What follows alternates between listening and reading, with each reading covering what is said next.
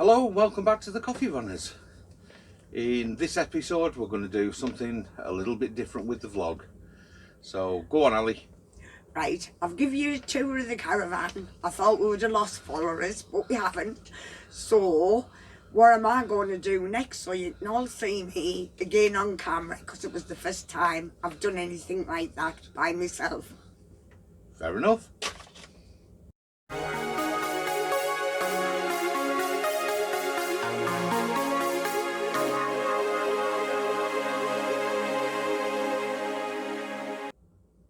Come on then, darling, what are we going to do? I don't know. Right, we wanted to try something a little bit different. So we're thinking of doing a short series and calling it Coffee Time with the Coffeevaners.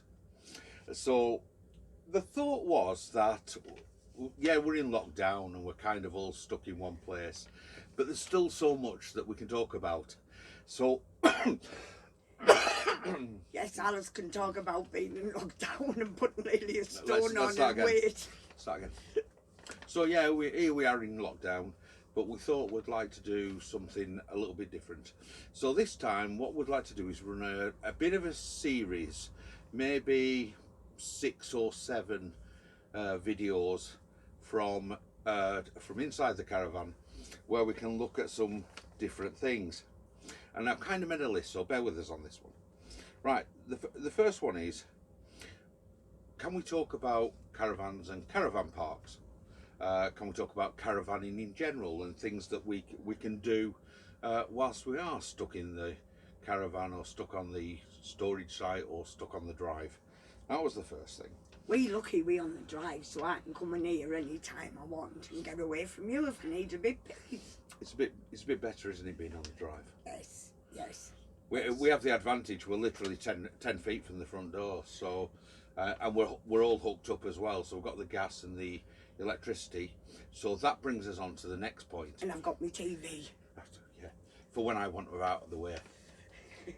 But last year Alan was in our old caravan and he was isolating for 14 days to keep me safe, which that's a great advantage, having it on the drive. Yeah, so it wasn't it? Yes. It made a massive difference, because it meant that I could still go to work and we could still do everything we need to do. I still did all the shopping and all the rest of it, but because of Ali being vulnerable and being shielded and all the rest of the stuff, having the caravan on the drive was a massive bonus. So what were the things that mattered to you while you were locked up or while we were in lockdown? So about your caravan being on the storage, or whether it was on the drive, what sort of thing was important to you? Leave us some comments below, and maybe even we could even think about getting together on either Zoom or Teams or something of that nature, and see if we could maybe do a weekly episode looking at different things. What are your thoughts?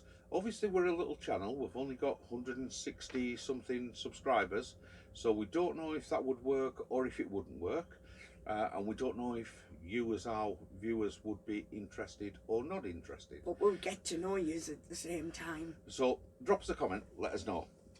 And the next thing was experiences, because we've come back to caravanning after 20 years and we know there's a few other people on Twitter and Facebook and YouTube that are in the same boat. So what experiences do you have of caravanning? So it could be about booking sites, traveling to Europe, doing different things. Again, could we do something on Zoom or Teams regarding that? Could we have a little chat every week and just kind of cover all the aspects? Because I think that there's lots of stuff there that we can pass on to people. Our experience of caravan, or my experience of caravanning in Europe, is from the late 1980s, early 1990s. And I've never been to Europe caravanning, so some of you let us know how we could book it, what sites are good. Maybe it's not for this year, because we're not going to get abroad this year. Maybe it's next year. It would be lovely to hear experiences and what they like. It's something we'd like to learn more about, isn't it? Yes. And obviously having that conversation, if we can have the conversation and pass that information on to other people, that would be, I think, a massive bonus. And last but not least was something we thought would maybe be something for a bit of fun, and that was caravan cooking. Easy meals. Very easy meals. Ali and I, when we had our caravans back in the 1980s and 90s, had a 2-burner gas hob, maybe a grill, but definitely not an oven. No. Certainly not a fridge, and You used your barbecue a lot with your stone one with the bricks. So what we'd like to ask is if you have any quick and easy caravan recipes, if you want to fire them over to us, and our email address is coffeevaners@gmail.com, and I'll put that in the description. What we'd like you to do is send us a recipe, and we'll try Cook them in the caravan. and cook it in the caravan on the drive, and we'll see how we get on, because that might be an interesting one. That could be a laugh. We've got some couple of nice sort of Mediterranean one-pot meals that we're kind of thinking we can kick it off with. We tried one out last night, but we tried it out in the house, and it was really nice, wasn't it? Nice and easy, really nice. Yeah. You let them know where it is, Alan? So that was, it was like the Boisson cheese with cherry tomatoes, and they're basically just sliced up, and you bake the Boisson and the tomatoes in the oven, and then after about 20 minutes mix them together. 180. And then you literally just throw in some pasta, and we could mix it all up. We were thinking maybe on top of that, maybe cut some chorizo or some pepperoni or something like that, put it back in the oven for another 10 minutes, and that's your meal done and sorted. And to be honest, it was lovely. It was nice, wasn't it? Yes. It was really nice. Very, very filling, very cheap, very easy, all done, finished and sorted. So if we'd been out for the day and we'd come back, the whole lot was done in like half an hour, that's perfect for us, isn't it? Yes, So if you've got any ideas, then again, leave us a comment, drop us an email, connect with us on Instagram. That's at alsworldy360. Again, that'll be in the description, and we'll maybe have a bash at that. Yes, it'll keep us out of trouble while we're in lockdown. Keep me out of trouble. Yeah. So that was it. But today we wanted to talk about booking campsites in 2020, because it's 2021 and 2021, because it's driven us mad, hasn't it? Yes. We spent about 3 or 4 hours the other day, didn't we, on the internet, and looking at Google Maps and trying to find out where the campsites were. We decided where we wanted to go. We've got a bit of an issue with the problem that Boris, the guy in Wales, and Her Ladyship up in Scotland just appear not to think along the same lines whatsoever. They bring us all out different. So if as is commentated, Wales open up, will everybody want to flock to Wales? Yes. To try and get a couple of days or a week away? We don't know what's going to happen in Scotland. Boris is as unpredictable as they come, so we've really got no idea what's going to happen with that. We tried to boot Wales, but we couldn't. Not the dates we wanted. Yeah, so we've really struggled with the places that we want, because we've kind of looked at the areas of the country we wanted to go to. We've looked at the dates where we can get time off work, so we can both go. The prices that we want to spend, because they seem to be all over the place at the moment. Some campsites are wanting silly money, some are still holding last year's prices, and some are wanting you to pay insurance fee of £50, which if you can't get because of COVID, you're not going to get it back. Yeah, that was a strange one. We went on one site, and we think it was in Dorset or something like that, and what they basically said was it's going to be X a night, and I think it worked out about £25-28 a night. So it was a lot, but it wasn't silly money, and that was for a standard hard standing pitch.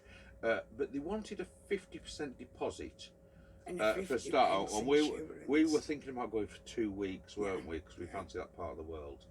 So if we'd have booked it, we'd have paid a couple of £100. Now that was non-refundable, but the offer was there to pay £50 as an insurance policy to get you the couple of hundred back, to try and get your deposit back if Boris changed his mind and we had to cancel the holiday. The only problem was that there was £100 excess. So we'd basically lost £100 no matter what. Well, £150 because obviously the insurance cost, Yeah. which was not too dissimilar to the 50% deposit that we were being asked to pay. So, what's your experiences? Because we just think that's a bit crazy. We said no. Yeah, we didn't book, did we? We're not going to book at that sort of No. that sort of thing. We don't get us wrong. We know prices are going up. We know things have got to get back to a level of normality, and people have been furloughed, and sites probably have a lot of work to do, and there's a lot of costs involved with that. But we think sites need to be a bit reasonable as well, and that was just too much, wasn't it? So anyway, we have booked. We've got 4 sites booked. Yeah, we've got one off last year. Yeah, we had to cancel one last October. Yes, because we couldn't didn't go because of the different tiers. Yeah, we didn't actually cancel it. We left the deposit there, and we can rebook this year. That's over on the Lancashire coast, Bontley Sands. So that should be a nice trip away when we can book that. The other one we've booked for Easter is kind of on it's like the northern triangle. It's the top end of the Lune Valley, so I don't think it's in Lancashire. Hornby's in Lancashire. We've got Ingleton in Yorkshire, Yeah. and I think Kirby Lonsdale is actually in Cumbria. In the middle, really. So, and it's kind of in the middle of those 3. So we're an hour into the Lake District, half an hour into sort of the Yorkshire Dales, and half an hour to the North Lancashire coast. So that we're hoping we'll get away with that one, but we're not convinced Boris will let us go on that one. The next one we've got booked is for the summer, and it's the Back of Beyond, and we've done that on the back of Poshcott's Camping. Yes, they recommended it, so we who did a review. I used to live down in Wiltshire, so I know the area around the New Forest. But Ali, you've never been down there. Never been down there, no. Never. And we're also trying for the very first time on that trip a fully serviced pitch. So that's going to be, hopefully, because we're going for 2 weeks, that will be a really good experience. But again, if you've got experience of fully serviced pitches, because we've never done it, and what kit we need other than the waste system and the plug from the tap to the van, which we've already got. So if there's anything else that'd be advantageous, tips on it? Any tips about staying on a fully serviced pitch, or videos that you may have done, or vlogs, or blogs even, if you've got anything you've got on your website, leave us a link below, because we'd be really interested in that. And our 3rd trip that we got booked is for later in the year, isn't it? It's for August, September time. Yes, we're wanting to go to Wales, but they're all fully booked. Yeah, that was a strange one. We were looking at the campsites in northern Wales, so Prestatyn, Rail, and round to Conway, really, wasn't it? We're thinking our North Wales coast, and we rang a few campsites, and all we got was answer phones. Well, we appreciate everyone's closed, but of the campsites we rung and left messages on the answer phone, nobody rung us back whatsoever, which was a little bit disappointing. We're trying to put the dates in on the internet. We tried to fully booked. Some of the sites had different. They've got different pitches, different areas around the site. We couldn't quite work out what we were actually paying for and what would need to pay as a deposit, and the websites were pretty bad, weren't they? For some reason, a lot of the caravan websites or the camping websites are they're awful, really, aren't they, when it comes to online paying and services and things like that, and the information just seems to be pretty vague. So we eventually we got sick, didn't we? Yes. We'd got sort of the areas of North Wales was one, the Cotswolds was another, and the Norfolk Broads, wasn't it? Or the Norfolk coast. And we'd sat there. It got to about 6 o'clock at night, and I think I put a tweet out saying, we've just had enough of this. But we just got onto the Trusty Faithful, which is Tranquil Parks. Found a site in Norfolk, picked up the phone. The couple who run the site answered the phone, sorted everything out in 10 minutes, and we think, well, we just wasted 4 hours. We had wasted 4 hours, haven't Yes, we had, because they were really nice, told us everything what was there, everything what was on the site. They were really a nice couple. They've even got us to look on that on their site. They've even got an aerial photo of the site, so they told us which pitch we would be on. We spoke to them about flying the drone and maybe doing a vlog while we were there. And they're going to let us. Absolutely no problem. We're doing anything like that on their property, and they told us that there may be restrictions because of obviously the COVID as to whether we can use the toilet and facilities. But we've got them on board anyway, so it doesn't matter. But they were absolutely fantastic, and we'd literally sat there from 12 o'clock till 5:30 on the internet looking at different websites and different things. We didn't want to go through. Well, we didn't really look for the camping and caravanning club, did we? Or the caravan and motorhome club, purely because we just thought there's been so many comments on Facebook and on Twitter about people having trouble actually finding somewhere to go. We just thought that's just going to be too time consuming and too much of a pain in the neck, to be honest. So if you all can give us a tweet of a site you've been on, what your experiences were like, what the site was like in general, we'd appreciate it, and where you've all been travelling to. Or where you're planning on travelling to. Yes, even. that's it, where you're planning on travelling to. I guess there's not going to be many shows, or what shows there are this year will probably be online or restricted numbers if they do open. Who knows what's going to happen with this crappy COVID that we're in at the moment. Let's just hope we can get away in the van. Yeah, and just get a weekend or two away, if nothing else. The last site from last year is a CL, isn't it?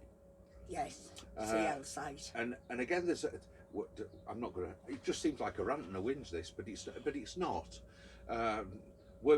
We like the camping and caravanning book, or the caravan and motorhome book, because it gives us locations of CLs. The problem for us is it always says from. It's from this amount to that amount. We have never yet found a site where the from price is the actual price you pay. You always seem to pay a little bit more all the time, isn't it? Yeah. So it's kind of nice for location, but it's not very accurate for price. So again, you're relying to pick up the phone or sending an email to try and get hold of people. Thankfully, the site over at Bolton Le Sands, nice couple that own that. Spoke to them on a few occasions, and we have that sort of in the bag, if you like, if we can ever get over there. But it's just a bit of a pain, isn't it? If you ever want to come up to our country, which is County Durham, I can tell you a good site. We're not far from it. We stopped on it when I was at work. It's called Strawberry Hill. That couple is really nice. The site's nice. They've got a little calf. She does lovely cakes. So if you ever fancy coming up this way, do it. Yeah, we'll maybe drop that in the description as well, so you can have a quick look on the website for that one. But for this year, I think it's going to be a bit hitty-missy. Definitely, yeah. I don't think we can really plan anything fixed and firm, can we?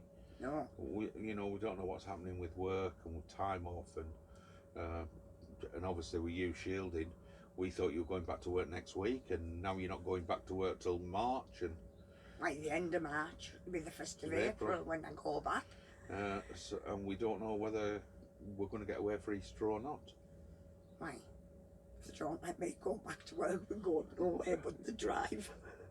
Yeah. So here we are, brand new van, nice and posh, still smells new, and it smells new because it's not been used. We still haven't used the brand new coffee maker, partly because it's been bloody freezing on it. Yeah. Horrible. We've had a choice over the last fortnight. We got the van a week last Tuesday. Or a week on Tuesday. So it arrived mucked up to the nines, absolutely black, with a temperature, I think during the day it got to about -2. So we literally just plugged it in and hooked it up and thought we'll get some heat into the van. Since then, we've had one decent day. Yeah, when you washed the van. When I washed it. Literally one decent day. I went to wash the van. And it was only one day. It was literally from 10 o'clock in the morning till 6 o'clock at night, and then it started raining. Yeah. And it's done no but rain ever since. Yeah. And even today it's overcast, cloudy. We've had a little bit of rain. Yeah. I have noticed something with this Stargazer roof. The light it lets in is phenomenal. But I have this horrible feeling that is going to attract seagull muck. It is, isn't it? It's going to be. It's as though half the caravan is glass up above or perspex. But it's still nice. It's nice, but I think I'm going to have to get some extendable ladders to take away with us, or else we're going to be looking up at bird poo all the time. Yeah. It's just one of them things, isn't it? But anyway, that's it for today. We just wanted to kind of put that out there, see what people thought, and let us know what you think, and hopefully we'll be able to kick something off over the next 6 weeks or so. So that's us. We're going to wish you good night. If you like us, give us a thumb up, and also press on the like button and follow. Thank you. Yeah, she's into her subscribers. Anyone who's followed us on Twitter lately will be. I went to bed in the hoof. We lost 5 followers, and Ali got the hoof and run off to bed and said it was all her fault and all the rest of it. So yeah, it's a big learning curve, and it is a learning curve. First time I did a video and I thought it was my fault. So if you like us, give us a thumbs up and give us a follow. Thank you. Bye. Until next time, see you later. Take it easy. Ta-da. Ta-ra.